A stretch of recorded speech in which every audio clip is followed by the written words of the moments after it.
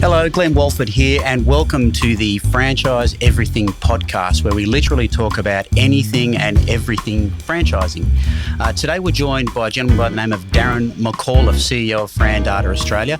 And Darryn's been everything from a banker, an accountant, head of franchise lending for National Australia Bank, and now heads up FRANData Australia, which is a business that is very much focused on finance and data, particularly aimed at the franchise space.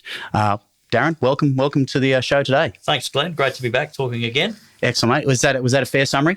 Pretty good, yeah. It's been fairly diverse, all sort of interconnects at the end of the day, but that's a pretty good summary. Excellent. So before we jump straight into it, what's FRANData? FRANData Australia. So there's obviously another arm to it as well. Yeah, so FRANData Australia, we're the Australian operating arm of FRANData, FRANData Inc., which is US-based.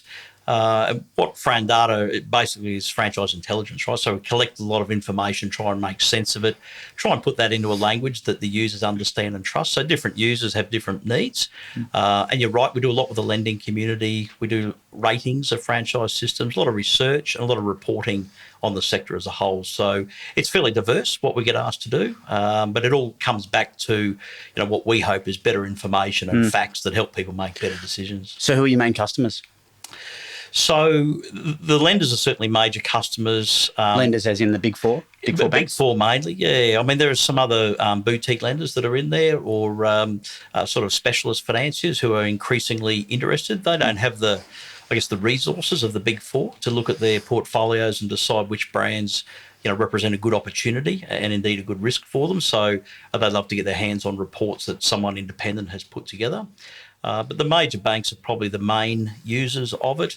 They've got pretty significant portfolios, some of them now. So, of course, they've got 1,100 brands, but they're trying to work out who is a better risk and looking at some other inputs to actually help them determine really who makes sense to lend to. Because Australia is a very heavy proportion of franchise brands to population, doesn't it? Yeah, we're very heavily franchised per capita. So, for example, we've got about 1,100 franchise systems, 25 million people. The US, which is probably the biggest franchise market we all know, it's got about 3,500 brands, but 325 million people. So 3 times the brands, but 13 times the population. So we're heavily franchised per capita.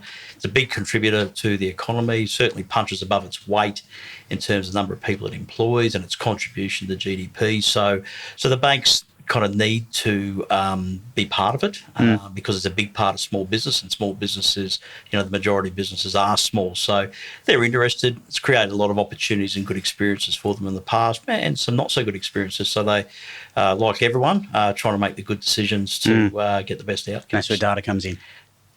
That's right. There's our US CEO has a sign off on his email, in God we trust, all others must bring data. And I think that's probably fair enough. Live by that. So how did you get into that? What's your background in getting to it? I mentioned at the start you were head of franchise lending for NAB, but obviously there was a bit before that as well. Yeah, so I actually started in banking, sort of when I first left school and started lending there. Then I went and did accounting. I thought that would be more exciting than banking. Imagine that. You really did? Indeed, yeah. So, I did my degree at night, part-time in the bank, and then a year off to finish it full-time, and then came back, and most of our clients were solicitors and accountants, and I thought that looks like more fun and better paying than this banking job. So that's how I ended up doing that. But after 5 or 6 years accounting with a few different roles, I missed that entrepreneurial thing, actually being part of businesses and their journey and helping them with finance was the memory. So I went back to banking, which confused the accounting people as much as going to accounting confused the banking people. So the journey through banking and finance was running my own portfolio of clients, leading teams of business bankers, spent a lot of time in risk, actually approving loans, a lot of time actually looking for problem loans and helping the problem loans. And then to cut a long story short, I got asked to run the franchising strategy for the NAB, which was deciding which brands we would take on and perhaps which ones we would let go or do less for. So I did that for nearly 4 or 5 years. But what, coming back to how do I get into FRANData? Well, I got really frustrated in that lending role of how hard it was to get good information from the franchise system. So the type of information they gave how long it took to get them to you, how they resisted giving certain information, and I thought, wouldn't it be great if there was someone independent and this information came in a pack and it made sense and you could review it and decide whether you wanted to do it or not. So that's good. So we'll get back onto FRANData shortly and the role that it plays in the space. I'm interested in, you said, risk assessment. So I know anyone who's obviously got a home loan, all that sort of stuff, hears about that it's going off to risk or credit and everything like that. So how does that actually work? So someone goes for a business loan and it comes across your desk or your team's desk. Can you take us back through that and how that process sort of works? And, you know, because I'm sure everyone just thinks it's this person just ticking off saying yes or no very easily. How does it work? Yeah, so how it works in major banks, they've got like a whole segment that looks after business lending, starting all the way at institutional and the big corporates, going right down to the smallest of businesses. So if someone wants to get into a franchise, it's a business loan. They would go to a business banker, and a business banker would assess the transaction like any other independent transaction. What's happened with franchising is the banks have recognised that a lot of those transactions are similar in the way they're presented, so they get a specialist team for it. So what the banks have tried to do over the years is come up with, teams of trained bankers to look at those transactions and programs to actually attract more of the brands they want to deal with. So there's two types of transactions. There's transactions that are for brands with no specific arrangements. They just go through the general stream typically, and you're kind of at the mercy of inconsistent credit decisions on what the terms are. So an individual credit officer who doesn't know a lot about the brand or the business. Yeah, just quite possibly. So if someone goes into, to borrow for a pizza franchise in Cairns, it's just treated like any other food takeaway business.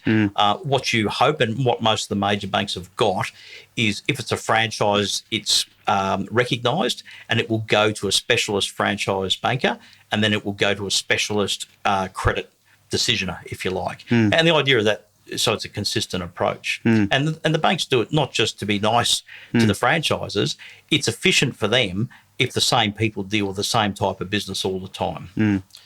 So when it's looking at risk, so what is a bank seeing from a franchise perspective compared to a normal business? So a non-franchise business, for example, from a credit risk perspective, what's at play there in their systems? So if it's a part of a franchise system, they will group all those loans together, but aggregate, they call them. So they will actually say, okay, we have a lot of transactions, this particular brand, and they can actually look at the loan portfolios and say, how's that brand going?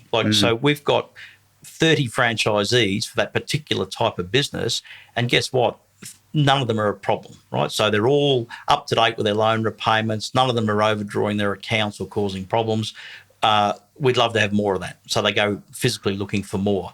Or the other side of the coin, they've got 30 and 10 of those are problems. They go, well, 1 in 3 of these is a problem. We'll steer away from that brand. If we like, we'll look after the customers we've got, steer away. And compared to an independent business, if they've got 30 good transactions for a particular brand, then they'll say, well, we kind of know how that operates. We know it normally costs this much to get into it. We know they've normally got this much cash to make their repayments and living expenses. So we know it. So it's quicker for them. They get to know how it works. If it's an independent business, every time it's a complete new assessment, trying to understand all the variables, because remembering, of course, that in an independent business, you basically don't have that same level of support that a franchisee in a good brand's got. Yeah, so that gives the bank confidence, obviously. Yeah, and they've seen it. You look at the last few years, there's a lot of proof points where good quality franchise systems have jumped in and helped franchisees to actually say, we'll negotiate with landlords for you if you need to. We'll help with supply chain pressures. We'll help with personal protective equipment, whatever the situation's been. And that's what they do, because it's so important for the franchisor that their franchisees are successful. A successful franchisor just must have successful franchisees. It just doesn't work any other way. So I knew we'd do this. I knew we'd spin around and get back onto franchising constantly, whatever. But I'm more interested in the story. So how did you bridge from that CPA and that accounting there to the head of franchise lending and then getting into FRANData? So can you tell me about that junction where you've gone from being the head of franchise lending to deciding you're going to head this business up in the Australian market? How'd that all work? We had some people that we were dealing with at the bank, very senior lawyer, one of the big national firms, and a very senior partner in one of the big accounting firms who had been to the IFA conference, which is the international in the US, the International Franchise Association, and they said, we're doing a lot of work with them. We had a lot of mutual clients. They said, what do you know about FRANData? And my first answer was nothing. And they said, well, they do these reports and this information, this service, and the lenders seem to be quite... For the US. For US brands. Yeah. They said, we're trying to encourage them to kick off in Australia, but they won't kick off unless they have got someone that understands the banking landscape very well and has got existing relationships with franchisors. So after... probably 6 to 9 months of toing and froing, and and a heap of restructures, which the banks love to do restructure. I agreed to kick this off, right? So, sort of before the restructures came through, jumped in. Before it was your turn? Well, I didn't get the turn, so I left of my own volition. Wow. Jumped out with empty pockets and took on this. And when was that? That was 10 years ago. Okay, 2013. About now, in 2013. So it was just a good opportunity. And the reason I did it was because I just saw this enormous information gap coming out of the franchise sector. So I knew that if that was a challenge for us at the NAB at that time, so 10 years since I've been out now, so I'm not sure what's going on there now, but 10 years ago, it was a massive challenge for us, that information gap out of franchise systems. And so I knew it would be the same for the other banks. And then certainly after I left, it became very clear that they all had the same challenges. So my memory from that period was that the main data source that was used by franchising in Australia was the Griffith University survey. But not finance focused, but the main data source always quoted and often measured about all things franchising back then was the Griffith University survey. A survey every second year. Had some academic rigour behind it. That's that survey, and it was accepted and widely quoted, and people still quote it. It hasn't been done for 6-7 years now. 5-6 years. That was probably the central piece of reference that people used to go to. So, what was the hitting the ground running like on starting FRANData in Australia? Well, we were starting a new business, right? It wasn't easy. We had this. I'd been in the US kicking the tires and had this incredibly strong brand, incredibly well received, people lining up for the research, the reporting. Thought this thing's flying. It will be just instantly accepted in Australia. And then two things happened. You knock on a door and you don't have a major bank's logo on your back, so you can't give people money straight away. So those doors didn't open as quick as I'd hoped. And then secondly, the reality is most people didn't know FRANData in Australia. So we had probably, truthfully 2 or 3 years of just building the brand and the visibility. So it was hard work early, and it was a small business, and I'd seen a lot of small businesses come under pressure with cash flow, and I was very cautious how I went into this, and I was glad I did because even then, even with my expectations and experience, it took a few years to bring it out of the ground. So the main products that you offer right now, or the services and support that you offer to the franchise sector now, what are they? So those products and services have really just grown out of what's been demanded the most, right? So we had a suite of different things we've used that the US use effectively, but the products that people are most interested in right now is the independent star ratings on franchise systems. The franchise system, it's really important to them to have that independent view and validation of the performance and the transparency of the system. So the star rating is probably the single most attractive thing for the franchisors. For the lenders, there are 2 tools we have: a bank credit report, which is a detailed review and explanation of the system, but there's a more concise report called an underwriting report, which has a score, which actually gives a prediction of default risk. And the lenders love that because it's an independent input. So who funds that? So the franchisor funds that to get that done on behalf by FRANData? So and Glenn, because everything we look at for the star rating, a lot of those things are very similar to what's in the bank credit report on the underwriting score. We bundle it up. So most brands choose to tick the box for giving better information to lenders, and then at the same time getting a rating done, which helps them in their recruitment efforts, gives them something to point to. So why aren't brands crawling all over it and getting this stuff done? Why aren't you overwhelmed with this work? I know you do quite a bit, obviously, because I talk to you a bit. You're not exactly don't do anything, but fortunately, it's a lot. It's getting busier all the time, and there's new brands coming on every month. So and I see the ratings brands coming on and that sort of regularly. That's really been building over time. I see a lot of brands getting rated and coming on board. Yeah, so there's genuine momentum from that side of it. What I think is building that momentum now is we've got two things. Because more brands are rated, people are now finding themselves competitively disadvantaged if they're not rated, because their competitors can say, we have an independent rating. So that's certainly helping on the star from a rating. franchise recruitment perspective. From a recruitment perspective. So case in point, you go to an expo and there is a brand that's got a 4 or 5 star rating. They can point to, we've been independently rated. They go to a brand in a similar industry. They haven't got the rating. They come and ask us. We say, it may be a good brand, but we don't know. We haven't had the chance to test it and put it through our rigor. So that's one thing. The other thing that's happening with, in terms of driving demand for the bank credit reports, is the banks are actually asking for independent inputs now. A couple of them in particular are very active, which is helping us, of course, but it's helping the banks. It's an efficiency play in terms of they getting good quality information in. But I think the thing you can't understate here is it's signalling a very strong partnership intent to the lender. So there's a brand that's actually thinks it's worthwhile to invest in giving the banks better information. I know we talk about this a bit, you and I, in our chats, and I know you've talked about it, and it does surprise me. And it's probably something that hadn't been on my radar before, about the importance of franchisors building relationships with lenders. Yeah.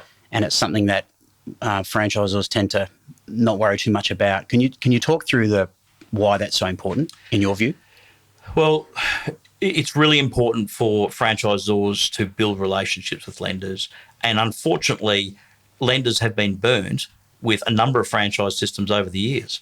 So if one franchisee is a bad experience for a lender, the lender is saying, who's going to be next? But if one franchisee runs into some problems, and that happens, it's like a school. One student has a problem, doesn't make it a bad school. One franchisee has a problem, doesn't make it a bad franchise system. What the lender cares about is what the franchisor does. Like if you're a parent at a school, what does the school do with that problem? Do they fix it or address it? Yeah, how are they actively trying to solve it or help? So there are these proof points that franchisors can signal their desire to work with lenders. And why it's so important is because the lenders have some bad experiences with, not most, but certainly some franchise brands that haven't done the right thing, that have gone missing when a franchisee's been in trouble. So what does that look like when you say gone missing? Can you describe, because the scenarios no doubt you've seen and been around and heard from? Yeah, I have seen, sadly, quite a few of them. And it can be as simple as not returning a call. It can be as simple as a franchisor not returning a call to a lender. So if we go back one step, what lenders will typically do when they fund a franchisee is try and take an authority, if you like, to deal with the franchisor if they can't get in contact with the franchisee if there's a problem. So it's a consent to exchange almost a related party type of thing. Yeah.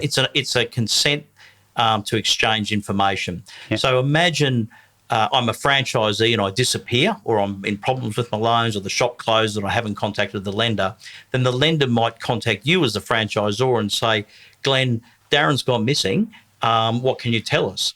Then you would hope the franchisor has come to the lender first, but you would hope to be able to have a conversation about it. So sometimes, even though the lenders have got the ability to reach out to the franchisor with the consent of the franchisee, that franchisor doesn't return calls, or is slow coming back to them, or is uncooperative. You're a big bank, you make a lot of profit, that's your problem. Well, the reality is that for an individual banker's portfolio, that's a big loan.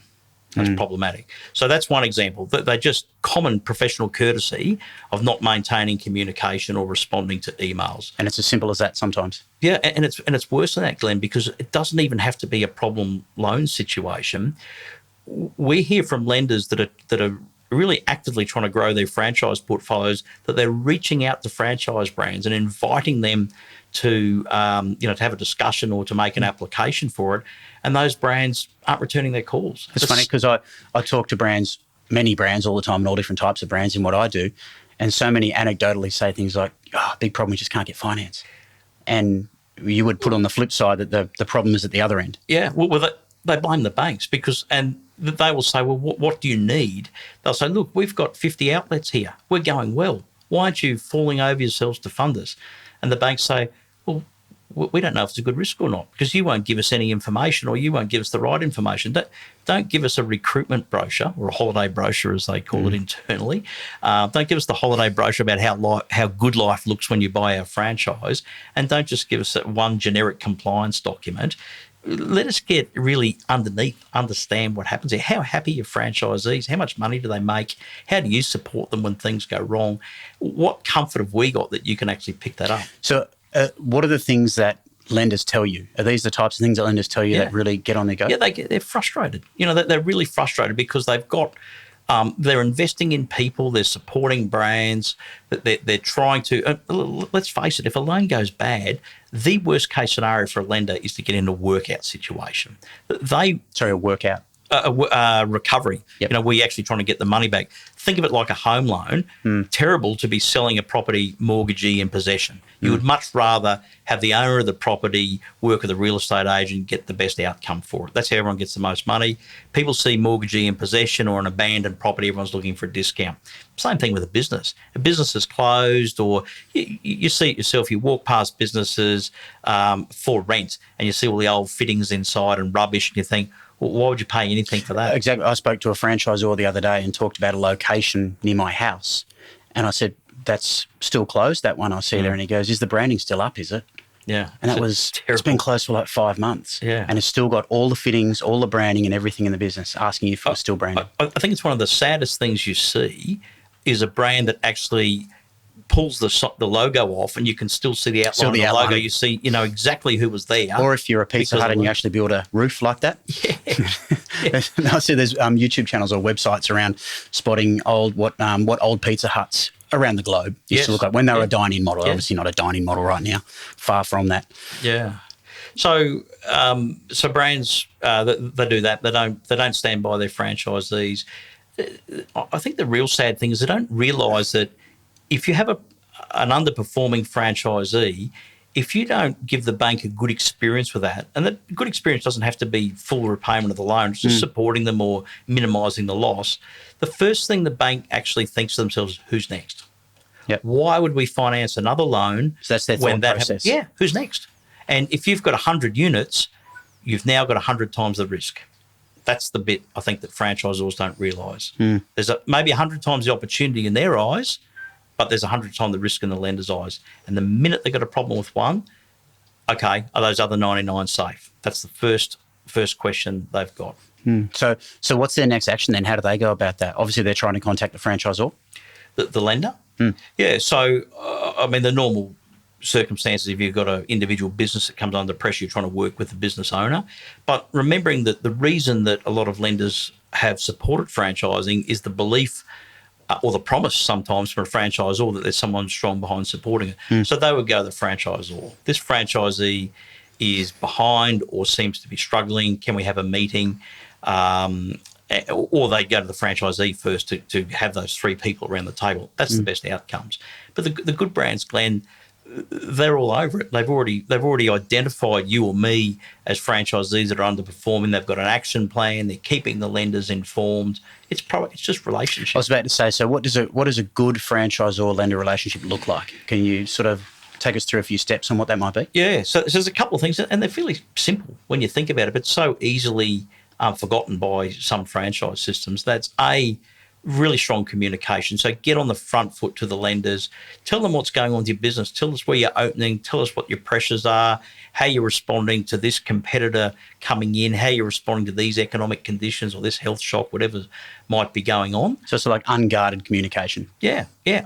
Proactive, like on the front foot. This is what's going on. This is what we're excited about. This is where our franchisees are going to make more money from. This is the risk if we don't get this right. This is how many in the network are struggling. This is what we're doing to help them. This is what you can depend on for us. So it's just communication. So that's the first thing, is actually keep lenders fully informed. And just a tip there, they're not too interested in the new coloured T-shirt or the new Or menu the new menu item. because those things that don't really make loan repayments. So that's the first thing, to signal a problem. The second thing is actually what you do when there is a problem. So to actually say, well, I'm going to get in and help this franchisee, give them some extra support, perhaps make some arrangements around how they're paying their royalties, maybe back end a little bit of it, maybe help them with their landlord negotiations if they need a bit of relief there. Sometimes actually have that meeting with the bank and say, listen, we're supporting this franchisee, we're doing all these things. Can you give them a bit of room to breathe for a couple of months till we get these things in place? So sometimes it's financial, sometimes actually helping them financially. Most of the times it's just actually helping them to run a better business. And the key thing is knowing what those early warning signs are. So in for example, every bank credit report we do, we actually make the franchisor call out what are the early warning signs of underperformance. And then we ask them, what do you do when you see it? So that's perspective from a franchisor. Think of a person looking to get a loan for a franchise. What sort of things should they be looking at? So say they're watching this right now and they're having trouble getting finance. What should they be asking questions of their franchisor? Like, there's got to be, is their franchisor prepared? And I know a phrase I like you use all the time is, are you franchise ready? Yeah. Or are you finance ready? Yeah. Is one of the key phrases you use. Can you talk us through that from a perspective of a person looking for a franchise loan? Yeah. So I think a fair, simple question from a prospective franchisee to their franchisor is, I'm going to need finance to complete this transaction. Where do I go? Yep. So a franchisor may say, go to this bank or that bank because we've got lending programs in place and a good track record. That's terrific. Only problem is we know from history that the banks will they can be a bit cyclical with this. They can reduce their investment in the sector. They can increase their investment. So they go up and down and depending on the mood of the way. Without sort of mentioning the names, I mean, if I think of the four major banks now, the two banks that are the most active and dependable from a franchisor perspective were certainly not that way 8 years ago. Okay. And the two that were probably the most active 10 years ago are probably the least active now in the space. So you can't just say this bank is a lifelong bet for franchise finance. So what we say to franchisors, the term you just used, finance ready, you need to be finance ready, right? And that means you need to, all the work it takes to get a lender comfortable with your brand, do something that you can give to all of them. If you give one information pack, you may as well give it to all of them. Get some help if you want to, but and some brands do it really well, that they provide their own information packs and they satisfy the lender's needs. Most don't. Some certainly do it. But if you're going to trouble with one, do something you can give to all of them. So be finance ready. Don't have a gamble on which bank is going to be the most active in this space next year or the year after. You can't choose which banks are doing that. All you can do is make yourself look good and be ready. So do you see a lot of franchisors paying the price, neglecting this?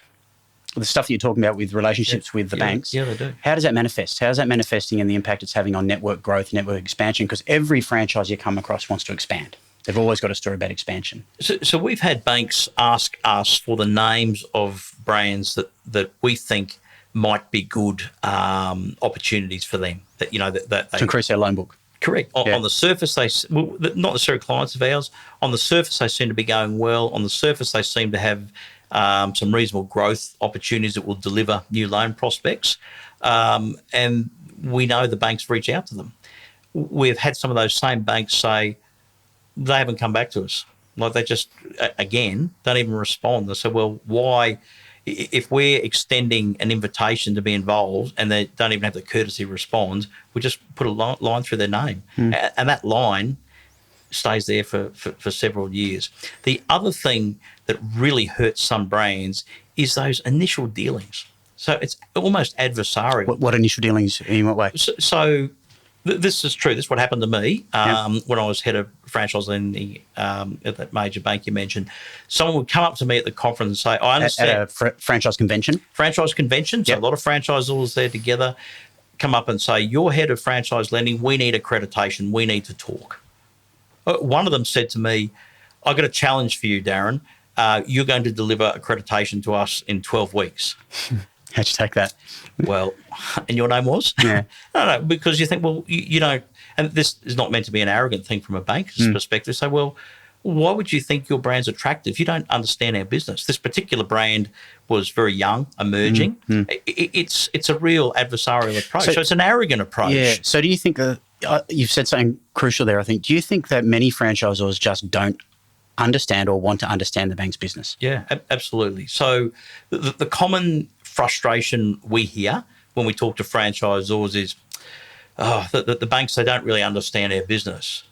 But the real problem is the franchise systems don't understand the lender's business. We've spoken about this before, but they don't really understand that franchising is a small part of their big business book.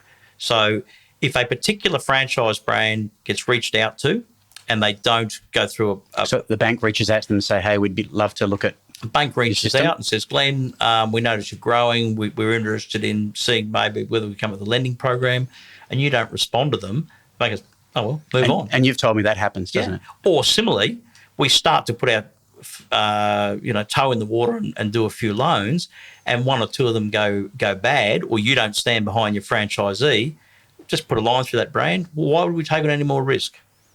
Move on. Find another franchise brand's prepared to do it, and a lot of them are. So you're seeing that happen to brands direct, like actually seeing that happen to brands? They get taken out. So that bank, for that bank, is done for that brand? Absolutely. And the memories are long. So people think, oh, you know, you're a massive bank, a couple of $1 billion worth of profit. Someone has a couple of loans, you know, for 100,000, 200,000 losses, which is not hard to happen. If the franchisor has walked away or turned their back or not helped out or deemed not to have helped out, lender said, well, why would we take on any more risk for that? That's a reasonable question, because even though that individual loan might be 100,000 or 200,000, if that happens 50 or 100 times across the country, that's a big loss. And that's a hidden thing to a person who's looking to get finance for a franchise, for a brand who has had that happen to it. That'll be a hidden impediment they're not aware of. Another thing we've spoken about before is the good question is to a franchisor, how many banks are actively wanting introductions to new franchisees? Because some brands say, we've got relationships with all the lenders. They've got relationships with all of them because they've got 100 units or more, and every lender has got some exposure. But the relationships aren't always good. The relationships can be a bit strained. So the franchisors need to actually get themselves in a situation where their loan performance and their behaviour, for want of a better word, makes them attractive to a lender. And that can change. Yeah, over time. I do remember several years ago in franchising, on franchise recruitment pages, it being a key thing about having certain bank logos to say that we're accredited by whichever the brands were. You don't see that a lot anymore at all. No. Well, so why is that? Why has that sort of disappeared as a tool as far as helping to sell franchises, I suppose? So look, I mean, the franchise sector had some very bad media coverage a few years ago, and we certainly had a couple of brands not doing the right thing, which is a bit unfortunate because it kind of it tarred the entire sector. Well, it did, yeah. People kind of generalised, but that's reality, or that's what you need to do. You need to provide proof that it's not the case. So one of the problems I think the banks saw then was if someone is putting a bank logo as we're an accredited brand, they used to call them, then that's almost like an endorsement of the brand, and that could potentially sway an unsophisticated investor to go in there. And even though the brand might have been a good risk at the start, if things change, then someone turns around and says, well, you know, this bank or that bank accredited them, so it should have been a good risk. So is that sort of not done at all anymore? So I'm trying to think of if I've seen it at all lately. I can't recall it. Well, in fact, my understanding is that on the back of the Royal Commission, several of the banks were asked to stop doing it, or gave undertakings they wouldn't do it. And so that reason, you won't typically hear banks referring to them as accreditations anymore, that they've distanced themselves from any, I guess, connection of endorsing a brand or any perception, even though that was never the case. I mean, the accreditation historically of a franchise system was more about banker efficiency and lending opportunity than actually trying to sell a franchise. That was kind of an unintended byproduct. So with that in mind, what do you see as the future in franchise lending as far as making it more efficient, making it helping more people get into the businesses they actually want to get into and more brands helping expand to the reaches that they want to? What's the future for it? So most of the major banks are investing in the franchising right now. They're training people. We do professional development for most lenders. They're putting people through training courses. They are employing extra staff, and we know the banks only do that if they want a return. So they generally want to write more franchise business. So, but they're being increasingly selective, right? So if I'm a franchisor, I'm saying perhaps I've got a window right now to actually progress my standing with a lender. How do I do that? I've got to give them good information. So I do it myself or I get someone to help. And the other thing I would do is actually have an immediate check. Have we got any problems with lenders right now? Because more powerful than any document that a FRANData can put together or someone else independent might do, if you actually have a living example in a bank's portfolio of a struggling franchisee and you show what you do to support that franchisee. What's your track record? It's more powerful than anything, right? So if you've, as a franchisor, you reach out to the bank, say this particular franchisee is struggling, perhaps it's his fault, perhaps it's not. More importantly, this is what we're doing to support that franchisee. We're doing that because we want to be known to support every other franchisee, and our lending relationship is important to us. We want you to know that we will do everything we can to minimise your loss or to improve the chance of a good outcome for that franchisee. Because a good outcome for the franchisee is a great outcome for the bank. Good outcome for everyone. Yeah. Okay, so as we wrap it up, the future for you and FRANData Australia, what does that look like? We've talked about future of franchise lending generally, which I guess the plan is to be very much involved and intertwined with that. So what does that look like over the next few years? Firstly, we could do another couple of credit analysts to support the Bring them on board. Workload. Yeah, absolutely. So I mean, we've got increasing number of brands are using our service. And when I said that earlier about why aren't you getting overwhelmed, is when I was talking about that, I was talking about why aren't brands lining up like endlessly to get all this stuff to get themselves finance ready. That was my reference. So you're saying you actually are getting quite a growth in there with getting new analysts on board. There's certainly momentum there. I mean, it's and we'll staff it to meet the demand. But it's sorry, I'm not sure I answered that question. It's a good question. Why aren't we be overwhelmed? I think franchisors think they can do it themselves, and I think they unfortunately don't necessarily understand what stops them getting finance. Yeah. So some of them have got the ability and the skills to actually do it well for lenders. Most of them don't. That's they're the bigger scale brands, obviously. Yeah, that's right. Yeah, and they can be very I guess economical with the information they want to give out because they're concerned about representation. That's a legitimate concern. But in terms of the future for FRANData right now, I mean we're very busy with the ratings because franchise brands at the end of the day, and this is how our ratings program started, franchise brands say, we know the lenders love these reports, but we need to sell franchises. They've got nothing to lend to if we can't sell franchises. So we're looking for a point of differentiation, something that makes us stand out in what's often a crowded and confused market. That's where the star rating comes in. And then from that, we're saying we can do these lender reports for you as well with the same information. So that's kind of what's driving it. So it's two-pronged. What's driving our business? Franchisors want an independent point of differentiation to sell franchises, and lenders are looking for independent inputs to complement their risk assessment. They'll never outsource it completely. And franchisors need loans approved to get franchises opened, so they're supporting that. That's where the business is coming from. Excellent. Well, I think we've covered it pretty well in this chat, don't you think? I think so. We could, as you know, I could talk about this for days and weeks, but I mean, it's a big area and it's an important area. And I think the key message at the end is it doesn't just happen, right? You need to actually. And I think that's the key. That is the key, isn't it? Yeah. You need to either be very good and do it yourself to build relationships with franchisors. You need a point of differentiation. If you're a quality franchise system, how do people know? And it's not just you telling them. So you either get someone independent to do it, or you get, a heap of testimonials that will talk for you. So it doesn't just happen like most things. Excellent. Darryn McAuliffe, CEO, Fran Data Australia, thanks for joining us on the Franchise Everything podcast. Thanks very much, Glenn. Good to be involved.